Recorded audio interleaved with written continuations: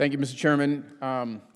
First, I want to pass on my condolences to you, the entire EUCOM family, and the families of the fallen 4 dog-faced soldiers from 3rd ID.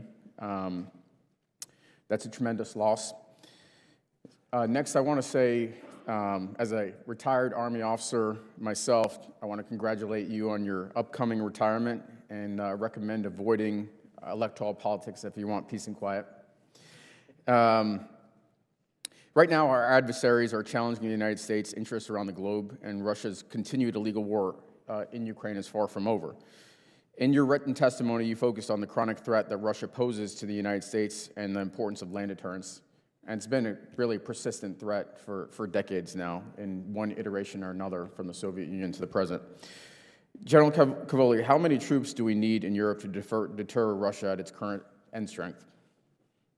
Sir, our current capacity is deterring Russia right now. Of course, the answer to that question always depends on where Russia goes in the future, right? How do they configure themselves? Where do they place themselves? What are their intentions? For what we're doing right now, it's obviously working, but they're quite occupied elsewhere.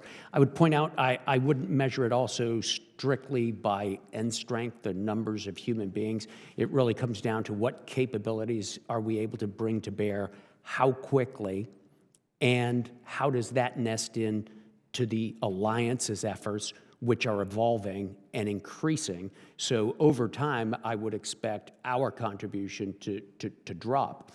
It's going to take some time, however. So I want to address the issue that my colleague from Louisiana just discussed, and kind of part of what victory looks like is a free and sovereign and secure Ukraine. Right? And so far that has come at no cost in American lives as far as uniformed service members, although there have been obviously many volunteers that have gone over and felt the need was great and sacrificed tremendously. In the context of my definition and kind of how you see victory, is victory for Ukraine possible? Congressman, not losing is definitely possible, and I think that's the first step.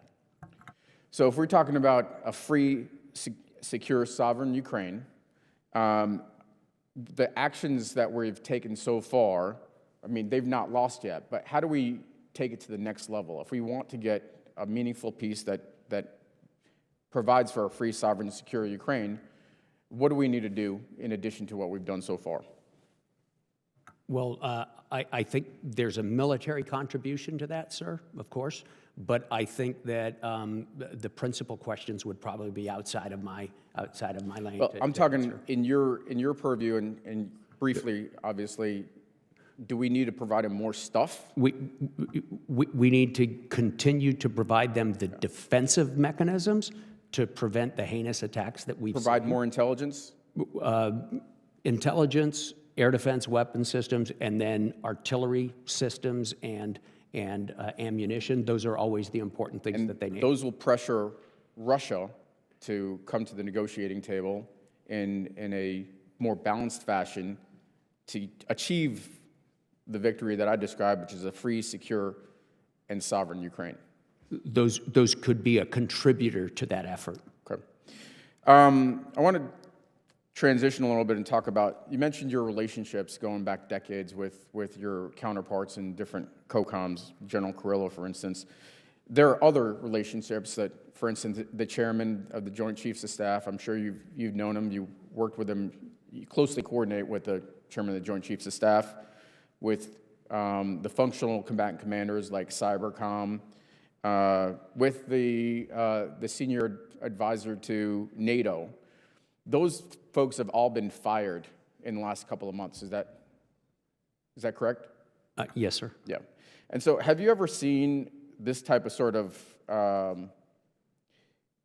chaos or sort of lack of coordination in your 38 years? Have you ever had to deal with that kind of shuffling of personnel that are your counterparts that help enable your mission? I have had to deal with shufflings and things like that before, yes, sir.